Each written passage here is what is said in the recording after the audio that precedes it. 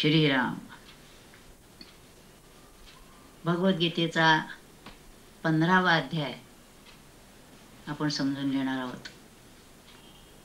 अध्यायाचं नाव आहे पुरुषोत्तम योग. भगवद्गीतेचे 18 अध्याय आहेत. त्यामध्ये काही अध्याय असे आहेत की ज्यात फक्त भगवंतच बोलतायत. काही अध्यायात भगवंत बोलतायत, अर्जुन प्रश्न विचारतोय, काही ठिकाणी संजयाचा उल्लेख आहे.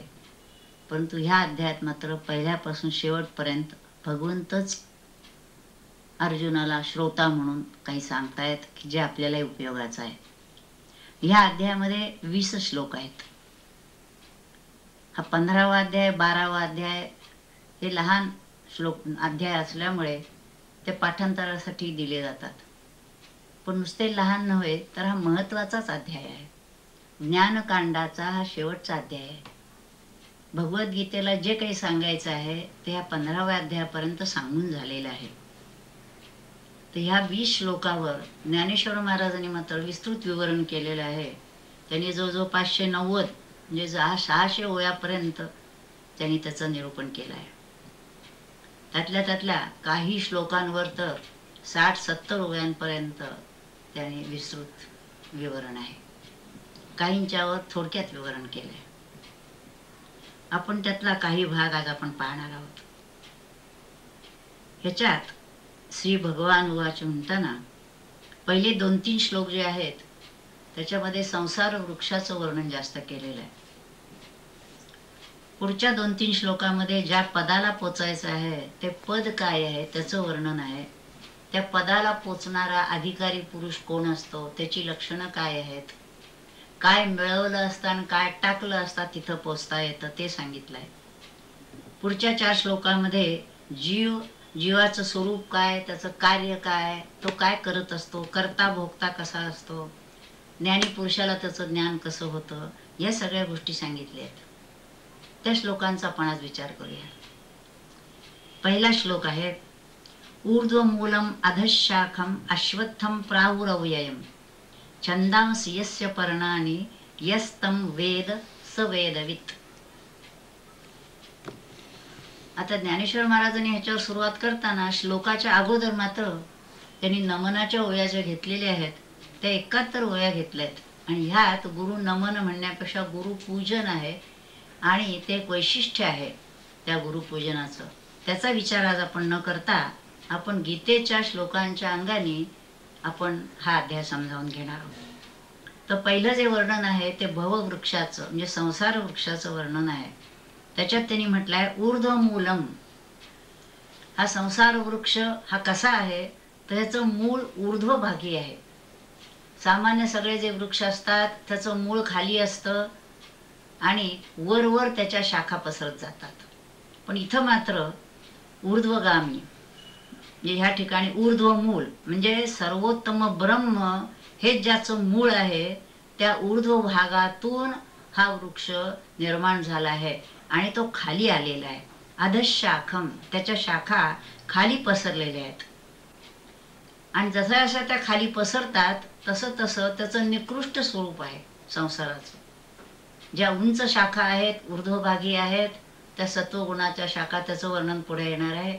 आणि जसं खाली जातात तसं प्राण्यांपासून दगडधोंड्यापर्यंत इथपर्यंत ते खाली गेलेलं आहे म्हणून अधःशाखम असं म्हटलं आहे. आणखी हा वृक्ष कसा आहे तर त्यांनी म्हटलं अव्यय आहे, ज्याला कधीही नाश नाही, क्षय पावत नाही असा हा वृक्ष आहे. आणि त्याला अश्वत्थ या नावाने संबोधलं गेलेलं आहे. अश्वत्थ म्हणजे पिंपळ नव्हे. अश्वत्थ म्हणजे सारखा बदलणारा, क्षणभंगूर, सारखा बदलत असल्यामुळे तो अव्यय आहे असं वाटतं. वस्तुतः आत्ताचा जो क्षण आहे ते पुढच्या क्षणात तसंच्या तसं स्वरूप राहत नाही, परंतु ते इतकं वेगाने बदलत असतं की त्यामुळे हा वृक्ष अखंडच आहे असं वाटतं. म्हणून त्यांनी अश्वत्थ म्हटलं आहे. ते जाणकार मंडळी असं सांगतात या वृक्षाचं स्वरूप. पुढे म्हटलंय त्यांनी छंदांसी यस्य पर्णानि. छंदांसी वेद हीच त्याची पानं आहेत. या वृक्षाची पानं जी आहेत ती म्हणजे वेद आहेत. आणि छंदांसी यस्य पर्णानि यस्तं वेद सवेदवित. जो या वृक्षाला जाणतो त्यालाच त्यांनी वेदवित, वेद जाणणारा असं म्हटलेलं आहे. त्यामुळे हे वृक्षाचं स्वरूप आपल्याला नीट समजून घेतलं पाहिजे. आता दुसरा श्लोक जो आहे त्या दुसऱ्या श्लोकामध्ये या वृक्षाचं स्वरूप आणखीन जरा विस्तृत करून सांगितलेलं आहे. त्या श्लोकात असं आहे, अधश्चोर्ध्वं प्रसृता तस्य शाखा गुणप्रवृद्धा विषयप्रवालाः अधश्च मूल्यान अनुसंततानि कर्मानुबंधीनि मनुष्यलोके. आता तोच वृक्ष कसा आहे असं म्हणताना ते म्हणतात, तस्य शाखा अधः. त्याच्या शाखा खाली आहेत, पण त्याचबरोबर ऊर्ध्वभागी देखील आहेत. हे फक्त खाली शाखा आहेत असं नाही, तर काही शाखा ऊर्ध्वभागी जाणाऱ्या आहेत आणि काही अधोभागी जाणार आहेत. आणखी काय म्हटलंय, गुणप्रवृद्धा. सत्वरजतम या त्रिगुणांच्यामुळे ह्या शाखा विशेषीकरून वाढलेल्या आहेत. नुसती एकच शाखा खाली आली आणि त्याला काही पानं फुलं आली असं नाही, अनेक शाखा फुटत आहेत त्याला. ते कशामुळे, तर सत्वरजतमामुळे आहेत. आणि विषय प्रवालाः, आणि विषय हे त्यांचे आहेत. सत्वरजतम जसे आहेत त्याप्रमाणे त्याचे त्याचे विषय आहेत. काही सात्विक आहेत, काही राजस आहेत, काही तामस आहेत. आणि शाखांचे कोमल पल्लव विषय प्रवाला म्हणजे हे अंकुर आलेले आहेत. आणि कुठं आहे हे सगळं, मनुष्य लोके, मनुष्य लोकात. काही ठिकाणी मनुष्य शरीरात असाही अर्थ केलेला आहे, पण मनुष्य लोकात हा जास्त बरा वाटतो. आणखीन एक गोष्ट या ठिकाणी लक्षात घेतलं आहे की मनुष्य लोक ह्याच्यावर जास्त भर दिला गेलेला आहे. त्याचं कारण साधना करून ब्रह्म लोकापर्यंत, ब्रह्मरूपापर्यंत, मोक्षापर्यंत जायचं जे आहे ते फक्त मनुष्य लोकातच शक्य आहे. देवांना ते शक्य नाही असं नाही. असं म्हटलं जातं की ब्रह्मसूत्रात म्हटलेलं आहे की देवांना देखील मोक्ष आहे, परंतु देव जे स्वर्गात राहत असतात आणि विषयोपभोगात इतके धुंद झालेले असतात की त्यांना स्वर्गाचं सुख सोडून आणखीन काही मोक्षाचं सुख आहे ते मिळवावं असं कधी वाटतच नाही. पण माणसाच्या बाबतीत मात्र ते सुखदुःखात गटंगळ्या खात असल्यामुळे मनुष्याला मात्र असं म्हटलेलं आहे की तो ह्या मोक्षाचा अधिकारी आहे. त्यांनी प्रयत्न केला तर तो तिथपर्यंत जाऊ शकेल. आणि म्हणून मनुष्यावर जास्त भर दिलेला आहे. म्हणून मनुष्य लोके असा शब्द इथं वापरलेला आहे. आणखीन काय होतं तर कर्मानुबंधीनी मूलानी. आता हे मनुष्य लोकामध्ये कर्म प्रवृत्ती विशेष आहे. सत्वरजतम हे गुण आहेत, कर्माची प्रवृत्ती आहे. आणि कुठल्याही कर्माला कारण काय असतं तर त्याचं कारण जी वासना रूप मुळे आहेत ती इथं आहेत. कुठल्या ना कुठल्या तरी वासना असतात आणि त्याच्यातून मनुष्य कर्माला प्रवृत्त होतो. सद्वासना असतील तर तो ऊर्ध्व भागेला जायला लागतो, आणि वासना जर वाईट असतील तर रजोगुणी कामना वाढवणाऱ्या वासना असतील तर, आणि वाईट वासना असतील दुर्वासना म्हणतो अशा जर असतील तर तो अधोभागी जातो. त्यामुळे वासना हे त्यांची मुळं आहेत. म्हणून अधश्च ऊर्ध्वश्च, खाली आणि वर या दोन्ही देखील जशा वासना असतील त्याप्रमाणे त्याच्या शाखा फुटतात. आणि म्हणून त्यांनी म्हटलं अनुसंततानी, ह्या शाखा सतत सारख्या पसरलेल्या आहेत. मग ऊर्ध्वभागी आहेत, अधोभागी आहेत. विशेषतः मनुष्य लोकावर त्याचा जास्त भर आहे. आता तिसरा जो श्लोक आहे याच्यामध्ये देखील थोडंसं वृक्षासंबंधितच बोलणं आलेलं आहे आणि त्याच्यातून बाहेर कसं पडायचं तेही सांगितलंय. न रूपमस्येह तथोपलभ्यते नान्तो न चादिर न च संप्रतिष्ठा अश्वत्थमेनं सुविरूढमूलम असंग शस्त्रेण दृढेन छित्वा. जे वृक्षाचं वर्णन सविस्तर केलेलं आहे, पण इथं असं म्हणतात की हे जे न रूपम अस्येह तथोपलभ्यते, या वृक्षाचं वर्णन इतकं गुंतागुंतीचं आहे की त्याचा नीट उलगडा फारसा कोणाला होत नाही. त्याचा अर्थ लावण्याचा प्रयत्न करतात. मग आता गुंतागुंतीचं जर आहे तर सांगितलं कशाला, तर त्याच्यातून बाहेर पडण्यासाठी काय त्याचं स्वरूप आहे हे एकदा कळलं तर त्याच्यातून कसं बाहेर पडायचं हळूहळू हे लक्षात येतं. पण भगवंतांचंही म्हणणं आहे आणि ज्ञानेश्वर महाराजांचंही म्हणणं आहे की हे गुंतागुंतीचं वर्णन कळणं अतिशय अवघड आहे. त्याचं कारण काय आहे आणखीन एक सांगितलं, नांतो न चादिर न च संप्रतिष्ठा. त्याचं कारण या वृक्षाचा अंत काय आहे, शेवट काय माहिती नाही, त्याचा आधी काय तेही माहिती नाही, आणि हा कसा स्थित झालेला आहे हेही माहिती नाही आहे. अश्वत्थमेनम सुविरूढ मूलम, म्हणून हा जो अश्वत्थ वृक्ष आहे, भववृक्ष आहे, हा अत्यंत त्याची मुळं अत्यंत खोल गेलेली आहेत, सहजासहजी उपटून टाकण्या यासारखा नाही आहे. म्हणून हा अश्वत्थ दृढेन, मग कसा घालवायला पाहिजे, असंग शस्त्रेण दृढेन चित्वा. ह्या संसार वृक्षाशी आपला काहीही संबंध नाही अशी त्याच्यातला संग सोडून, म्हणजे त्याची आसक्ती टाकून आपल्याला त्याच्यापासून बाजूला व्हायला पाहिजे. दृढेन असंग शस्त्रेण, पक्क पाहिजे, मत पक्क झालेलं पाहिजे. आणि मग ह्याच्यातून आपल्याला बाहेर पडायचं आहे. असं म्हणताना चित्वा इथंच थांबवलंय भगवंतानी, म्हणजे ह्याच्यातून बाहेर पडून एवढं म्हणतात. शस्त्राने तो वृक्ष तोडून पुढं काय करायचं ते पुढच्या श्लोकात सांगितलेलं आहे. म्हणून चौथ्या श्लोकामध्ये आपण पहा की ततः पदं तत् परिमार्गितव्यम यस्मिन् गता न निवर्तन्ति भूयः तमेव चाद्यं पुरुषं प्रपद्ये यतः प्रवृत्तिः प्रसृता पुराणी. आता इथपासून ज्या पदाला पोचायचं आहे त्याच्याबद्दलचं वर्णन आलेलं आहे. जे संसार वृक्षाचा छेद केला, पुढे काय करायचंय, तर ततः पदं तत् परिमार्गितव्यम, त्या पदाचा शोध घ्यावा. ते स्पष्ट सांगतात. आता ते पद कसं आहे, यस्मिन् गता न निवर्तन्ति भूयः, म्हणजे यस्मिन ज्याच्या ठिकाणी पोचलं असता, भूयः म्हणजे पुन्हा, न निवर्तन्ति पुन्हा मागे येणं नाही, त्याच्यापासून कोणी निवृत्त होत नाही, पुन्हा तिथपर्यंत गेला आणि मागे आला असं होत नाही. असं जे पद आहे ते, त्या पदाचा शोध घ्यायचा आहे. ते पद कसं आहे असं म्हणताना पुन्हा ते म्हणतात, तमेव चाद्यं पुरुषं प्रपद्ये. तो जो आद्य पुरुष आहे, ज्या ठिकाणी ते पद आहे, त्या आद्य पुरुषाला काय करायला पाहिजे, प्रपद्ये मी शरण आलेलो आहे. म्हणजे लक्षात आपण ह्या घ्यायला पाहिजे की पहिल्यांदा संसार वृक्ष हा जो आहे हा विवेकाने, आत्मानात्म विवेकाने पहिल्यांदा समजून घेतला पाहिजे. आत्मा काय अनात्मा काय, त्याच्यातून वैराग्य प्राप्त होत झालं पाहिजे. त्या पदाचा शोध घ्यायला लागलं पाहिजे, त्याच्यासाठी शरणागती पत्करली पाहिजे, आणि मग त्या पदाला पोचायचं आहे. की मग ज्या पदाला पोचलं असता मागं येणं नाहीये. आणि हे कसं आहे आद्य पुरुष, तो तर ज्याच्यापासून ही संसार प्रवृत्ती पसरलेली आहे असा तो आद्य पुरुष आहे. त्या आद्य पुरुषापासून ही सगळी माया निर्माण झाली, हा वृक्ष निर्माण झाला. तर त्या आद्य पुरुषाला शरण गेल्यानेच आपल्याला त्या पदाला पोचता येतं. एखाद्याने आपल्या बळाने जर तिथं पोचायचं असं म्हटलं तर ते शक्य नाही आहे.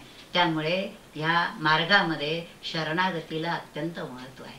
मग काय करायला पाहिजे हे ह्याच्यात सांगतायत. आता 5वा जो श्लोक आहे त्याच्यामध्ये निर्माण मोहा जितसंग दोषा अध्यात्म नित्या विनिवृत्त कामाः द्वंद्वैर्विमुक्ताः सुख दुःख संज्ञैर गच्छन्त्य मूढा पदम अव्ययम तत्. ते अव्यय पद जे आहे तिथं जायचं आहे. कोण जातं ते ह्याच्यामध्ये, ते पद ज्याला प्राप्त व्हायचं आहे त्याचा अधिकार काय असावा, त्याच्यामध्ये कोणते गुण असावेत, काय योग्यता त्याची असावी हे ह्याच्यामध्ये सांगितलंय. म्हणजे काय टाकायचं आहे, काय घ्यायचं आहे, हे नुसतं बोलून चालायचं नाही, ते प्रत्यक्षात यायला पाहिजे. आणि तशी पात्रता जर त्याला प्राप्त झाली तर मग तो अमूढ तो जो आहे तो त्या पदम अव्ययम, तर त्या अव्यय पदाला तो प्राप्त होतो. त्यामुळे अत्यंत महत्वाचा श्लोक आहे साधनेच्या दृष्टीनं. आतापर्यंत आपण जे पाहिलं ते संसार वृक्षाचं वर्णन पाहिलं, त्याच्यातून बाहेर पडायला पाहिजे बघितलं, ते पद कसं आहे ते बघितलं, पण त्या पदाला पोचायला साधना कोणती करायला पाहिजे ते ह्या श्लोकात सांगितलंय. निर्माण मोहा, ज्याचे मानापमानाच्या कल्पना ज्या अहंकारापोटी येतात तो अहंकार, आणि अज्ञानाच्या पोटी जो मोह आणि अविवेक असतो हा जो आहे हे गेलं पाहिजे. निर्माण मोहा, मान आणि मोह हे ज्याचे गेलेले आहेत असा पुरुष पाहिजे. आणखी काय पाहिजे, जित संग दोषाः, जित ज्यांनी जिंकलेला आहे संग दोषाः, संग आसक्ती, देहाची आसक्ती, देहाला लागलेल्या सगळ्या गोष्टींची आसक्ती, ही जी आसक्ती आणि त्या आसक्तीमुळे निर्माण होणारे दोष, हे सगळे ज्यांनी जिंकलेले आहेत असा पुरुष पाहिजे. निर्माण मोहा पाहिजे, जितसंग दोष हा पाहिजे. आणखीन काय पाहिजे? अध्यात्मनित्याः, आत्म्याचं स्मरण आहे, अखंड अनुसंधान ठेवलेलं आहे. जी जी प्रत्येक गोष्ट घडते आहे त्याचं भान आहे की आत्म्याच्या अधिष्ठानावर प्रत्येक कृती घडते आहे आणि मी त्याचाच अंश आहे, ते पुढे सांगितलंय त्यांनी. तर अशा तऱ्हेनं अखंड परमात्म स्वरूपच आपल्याला पाहायचं आहे, आपल्याला आत्मरूप व्हायचं आहे, ह्याचं अखंड अनुसंधान ठेवणारा पाहिजे. म्हणून अध्यात्मनित्या आणि विनिवृत्त कामाः, सर्व कामनातून हा निवृत्त झालेला आहे. कामना ह्याचा अर्थ माणसाला कसली इच्छाच नसणं असं नव्हे. देहाला आवश्यक त्या गोष्टी, त्याची कामना, याला कामना म्हणत नाहीत. एवढंच नाही तर विभूती सांगताना भगवंतांनी असं म्हटलंय, धर्माला अविरुद्ध असलेला काम ती माझी विभूती आहे असं म्हटलेलं आहे. पण अधर्मी जी कामना दुसऱ्याचा नाश करणारी आहे, तमोगुणातून निर्माण झालेली आहे, रजोगुणातून निर्माण झालेली आहे, अशा सर्व कामातून निवृत्त व्हायला पाहिजे. सात्विक कामना जर असेल तर ती हळूहळू भगवंताकडे नेणारी असते, जीवाला ऊर्ध्वगामी नेणारी असते आणि त्यामुळे ती कामना असावी, पण अवांतर कामना नसाव्या. म्हणून विनिवृत्त कामा म्हणजे सर्व कामातून निवृत्त झालेला आणि सुख दुःख संज्ञेर द्वंद्वैर विमुक्ता, सुख दुःखाची द्वंद्व आहेत, लहान मोठा, स्त्री पुरुष, माझं तुझं, या द्वंद्वात मनुष्य सारखा सापडलेला असतो. ज्याला हा बोध हळूहळू व्हायला लागतो तो हा द्वंद्वातून हळूहळू विमुक्त होतो, सगळ्यातून मुक्त होतो. म्हणून हा पुरुष सर्व द्वंद्वातून मुक्त झालेला पाहिजे. त्याला नीट सगळं अंडरस्टँडिंग ज्याला म्हणतात ते यायला पाहिजे. परमात्मा काय आहे, जीव काय आहे, जगत काय आहे, जीवाची मर्यादा काय, जगाची मर्यादा काय, सगळ्या गोष्टीचं त्याला ग्रहण व्हायला पाहिजे. असा जो असेल तो अमूढा, सामान्य मनुष्य मूढा अज्ञानी, इथं अमूढा म्हणजे असा विवेकी जो आहे, असा विवेकी पुरुष तत् अव्यय पदम गच्छन्ति, तो त्या अव्यय पदाला प्राप्त होतो. ह्याच्यामध्ये काय काय गोष्टी टाकायच्या, समजून घ्यायच्या, काय मिळवायला पाहिजे समजून घ्यायचा. तसं जर झालं तरच तो साधक अव्यय पदाला प्राप्त होऊ शकतो. आता 6व्या श्लोकात देखील पुन्हा त्या पदाचं महत्व सांगितलेलं आहे. न तद्भासयते सूर्यो न शशांको न पावकः यद् गत्वा न निवर्तन्ते तद्धाम परमं मम. याच्यामध्ये त्यांनी काय सांगितलंय, त्या पदाचं महत्वही लक्षात आहे पाहिजे आणि पदाचं स्वरूप काय तेही आपण समजून घ्यायचंय. इथं म्हणतात न तद्भासयते सूर्यो न शशांको न पावकः, ते जे पद आहे त्याला सूर्यप्रकाश देऊ शकत नाही, चंद्रप्रकाश देऊ शकत नाही, अग्निही प्रकाश देऊ शकत नाही. जे सामान्यतः आपण बघतो की आपल्याला सूर्याचा प्रकाश असतो, चंद्राचा प्रकाश असतो, अग्नीचा प्रकाश असतो. परंतु इथं भगवंत सांगतात की ज्यादा प्रकाश देणारे ह्या ज्या काही गोष्टी आहेत असं आपण म्हणतो, त्या पदाला प्रकाशित करू शकत नाहीत. तर पुढेही असं आलेलं आहे, ते पदच ह्यांना प्रकाशित करतं. त्याचं कारण ते पद, ती स्थिती जी आहे स्वयंप्रकाशी आहे. म्हणून त्यांनी असं म्हटलंय, असं जे पद आहे ते कसं आहे, तद्धाम परमं मम, ते माझं ठिकाण आहे असं भगवंत सांगतात. ते माझं जे स्वयंप्रकाशी ठिकाण आहे की जिथून चंद्र सूर्य प्रकाशित होतात, मला प्रकाशाला प्रकाश लागत नाही, स्वयंप्रकाशी असं जे माझं ठिकाण आहे ते परमं श्रेष्ठ धाम आहे. ते म्हणून ते श्रेष्ठ पद जे आहे, माझं स्वरूप आहे, तेच ते आहे.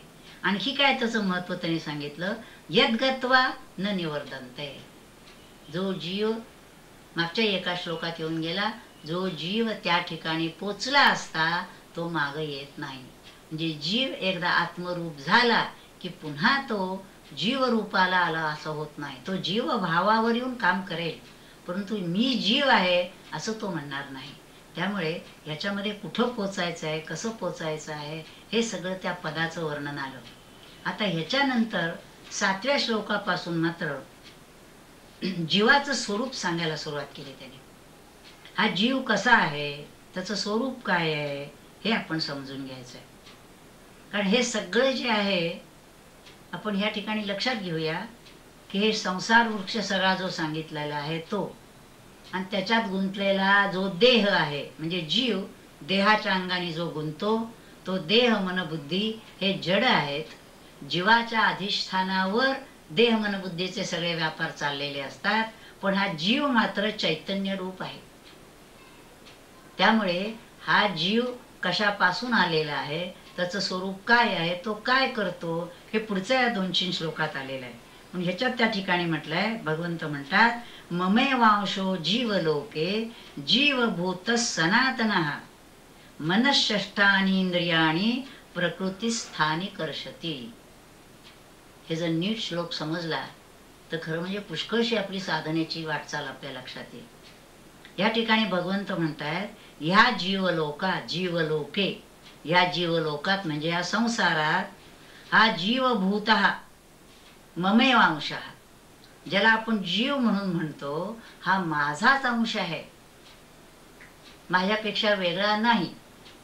100 नमरी सोन्यातून आपण एखादा अंश गुंजवर बाजूला काढलो तर ते सोन्यापेक्षा वेगळं होत नाही. सोन्याचा गोळा असेल त्याच्यातून गुंजभर सोनं काढलंय, पण त्याचे गुणधर्म सोन्याप्रमाणेच आहेत.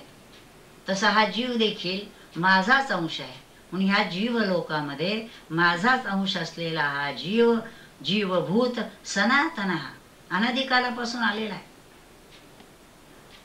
पण झालंय काय, तर हा जीव कर्ता आहे आणि भोगता आहे असं जीवही समजतो आणि लोकही समजतात. हित अज्ञान आलंय. जीवाला अज्ञान आल्यामुळे जे काही केलं जात आहे कर्म ते मी केलं असं त्याला वाटतंय, जे काही भोग भोगले जातात ते मी भोगले असं त्याला वाटतंय. आणि म्हणून वस्तुतः करता भोगता जीव नसून आत्म्याच्या अधिष्ठानावर सगळे कर्म घडतायत हे लक्षात न आल्यामुळे हा जीवभूत करता भोगता म्हणून हा जीव प्रसिद्धीला आलाय. म्हणून ते इथं म्हणतायत मम एव सनातन हा अंशा, माझ्याच पुरातन हा असा अंश आहे, अनादिकालापासून आलेला. आणि पण काय करतो, प्रकृतीस्थानी, हा प्रकृतीत स्थित होतो, प्रकृतीच्या नादाला लागतो.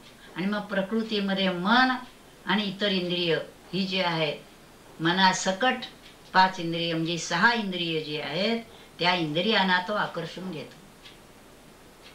म्हणजे जीव ह्या इंद्रियांच्या मनाच्या नादी लागला की जीव हा देहभावावर येतो आणि तिथून त्याची मग अधोगती व्हायला लागते. मग ज्या वेळेला संत सद्गुरू कोणी भेटतात आणि सांगतात अरे तू जीवो ब्रह्मैव ना परा, तू ह्या नादातून जर सुटलास तर तू स्वयमेव ब्रह्मच आहेस. म्हणून इथं जीवाला आठवण करून देण्याचं काम संत सद्गुरू करत असतात. 8व्या श्लोकात त्यांनी म्हटलंय शरीरम यदवाप्नोति यच्चाप्युत्क्रामतीश्वरः गृहीत्वैतानि संयाति वायुर्गंधा निवाशयात. कसं जीवाचं स्वरूप आहे त्यांनी सांगितलं. हा जीव कसा देहात येतो आणि जातो. यच्चापि ईश्वरः उत्क्रामन्ति, म्हणजे हा ईश्वर म्हणजे जीव शरीराला सोडून जातो. म्हणजे जेव्हा यत् शरीरम अवाप्नोति, जेव्हा हा शरीराला प्राप्त होतो, की जेव्हा शरीराला सोडून जातो तेव्हा तो काय करतो, नुसता सोडून जातो का, तो सोडून जात नाही. गृहीत्वैता आणि संयाती, तो काय करतो तर त्याने पुढे सांगितलं, उदाहरण दिलंय वायुर्गंधा निवाशयात. म्हणजे वारा जसा ज्याला सुगंध आहे अशी पुष्पादिक असे जे गोष्टी आहेत त्याच्यापासून सुगंध घेतो आणि वायू जसा निघून जातो, तसा हा जीव या मन आणि इंद्रिय ही जी आहेत त्यांचे संस्कार घेऊन पुढे जातो. नुसता जीव पुढे जात नाही, हे संस्कार घेऊन पुढे जातो. म्हणजे वारा जसा नुसता जात नाही, सुगंधित आठव्यावरून जर वारा आला लक्षात येतं आपल्याला लगेच हा कुठून तरी फुलांचा वास येतोय, सुंदर वास येतोय. म्हणजे तो वारा जसा येताना सहज सुगंध घेऊन येतो, तसा हा जीव देहातून जाताना आणि पुन्हा दुसऱ्या देहात येताना हे जे इंद्रियांचे मनाचे संस्कार आहेत तो घेऊन येतो. मग जीवाचे शरीरात येणं जाणं कसं घडतं हे ह्या श्लोकात सांगितलेलं आहे. 9व्या श्लोकात सांगितलेलं आहे, श्रोत्रम चक्षुस्पर्शनंच रसनम घ्राणमेवच अधिष्ठाय मनश्चायम विषयान उपसेवते. आता हा जीव आहे, हा देहात स्थित झाला. आता देहात स्थित झाल्यानंतर तो काय स्वस्थ बसणार का? तो काय करतो मग? हे ज्या सगळ्या गोष्टी सांगितल्या, श्रोत्र कान आहे, चक्षु नेत्र, स्पर्शनम त्वचा, रसनम जिव्हा, घ्राणमेवच नाक वास घेणारं जे आहे, हे ज्या सगळ्या गोष्टी आहेत ह्याचं अधिष्ठान तो आहे जीव. पण ह्या ज्या इंद्रिय आहेत आणि या इंद्रियांचे जे विषय आहेत आणि विशेषतः मनाच्या अंगाने इंद्रिय मन या सगळ्याचं अधिष्ठान जरी हा जीव असला तर या इंद्रियांशी संबंधित जे मन आहे त्याच्यामुळे तो विषयांचा भोग घेतो. शब्द स्पर्श रूप रसगंध हे जे सगळे 5 विषय आहेत, या विषयांचा उपभोग हा जीव प्रकृतीच्या नादाने घेत राहतो आणि त्यात रंगून जातो. अशी अनेक जीवन जातात पण त्याच्यातून सावध होत नाही. म्हणून सावध करण्याचं काम केलंय. म्हणून पुढच्या श्लोकामध्ये 10व्या श्लोकात देखील त्यांनीच म्हटलंय भगवंतानी, उत्क्रामंतम स्थितम वापी भुंजानम वा गुणान्वितम विमूढानानुपश्यन्ति पश्यन्ति ज्ञानचक्षुषा. हे जीवाचंच वर्णन केलंय. हा जीव काय करतो? उत्क्रामंतम जे देहाला सोडून जातो तेव्हा, स्थितम म्हणजे देहात असतो बसलेला असतो तेव्हा, किंवा भुंजानम जेव्हा विषयांचा उपभोग घेत असतो तेव्हा, किंवा गुणान्वितम ते गुणात सापडून सुखदुःखाच्या मोहात सापडतो तेव्हा काय होतं? विमूढा नानुपश्यन्ति. हा जीव त्याचा उपभोग घेतो आहे हे अज्ञ माणसाच्या लक्षात येत नसल्यामुळे तर मी ह्या सगळ्याचा उपभोग घेतोय, मी याचा करता आहे असं म्हणत असतात. आणि म्हणून ते म्हणतात त्यांनी ते पाहत नाहीत. मग हे कोण पाहतं? जीवाचं हे स्वरूप विमूढ मंडळी जाणू शकत नाहीत. मग कसं जाणलं जातं? पश्यन्ति ज्ञानचक्षुषा. ज्यांना सद्गुरु कृपेने आणि साधनेने ज्ञानचक्षु मिळाले त्यांना मात्र हे ज्ञानाच्या दृष्टीनं हे जीवाचं स्वरूप काय, प्रकृतीचं स्वरूप काय, आत्म्याचं स्वरूप काय हे लक्षात येतं. म्हणून पुढच्या ह्याच्यात त्यांनी जे म्हटलेलं आहे 11व्या श्लोकात, यतंतो योगिनश्चैनम पश्येत्यात्मन्यवस्थितम यतंतोप्यकृतात्मानो नयनम पश्यन्ति अचेतसः. याच्यामध्ये त्यांनी वर्णन असं केलं, यतंत म्हणजे योगिनः, जे यत्न करणारे योगी असतात ते मात्र हे जीवात्म्याचं स्वरूप जे आहे त्याच्यामध्ये जो स्थित असलेला आहे ते त्याला पाहतात. पण ज्यांच्यावर त्याचे सुसंस्कार झालेले नसतील अशी अविवेकी मंडळी असतात त्यांना मात्र या जीवाचं स्वरूप लक्षात येत नाही. म्हणजे जीवाचं स्वरूप लक्षात यायला हवं असेल तर सुसंस्कार पाहिजेत, साधना पाहिजे, तर जीवाचं नेमकं स्वरूप लक्षात येतं. म्हणजे 11व्या श्लोकापर्यंत यांनी जीवाचं स्वरूप सांगितलेलं आहे. पुढं काय आहे ते आपण पुढे बघू. हरि ओम तत्सत. नमितो योगी थोर विरागे तत्वज्ञानी संत तो सत्कविवर परात्पर गुरु ज्ञानदेव भगवंत. ओम.